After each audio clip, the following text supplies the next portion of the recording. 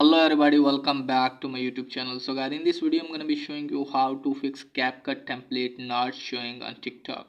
So guys, let's get started without wasting any time. So firstly guys, I'm going to open my TikTok. Now let me show you here. It's not showing. As you can see guys, it's not showing here again. As you can see guys, it's not showing again like this. If it's not showing, then what you need to do is just simply update your CapCut first, and after that you have to update your TikTok.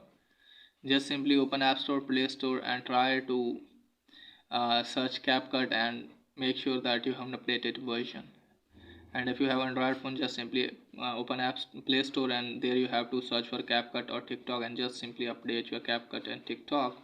And after updating, just simply open TikTok again, and now try to search this option.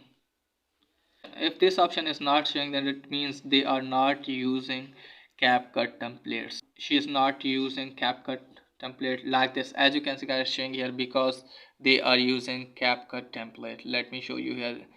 It's showing here. Just simply tap on this, tap on use template in CapCut. Now wait for a while again, and just simply wait again, and just simply tap on use template option. As you can see guys, and here you have to select your video in which you want to use this feature.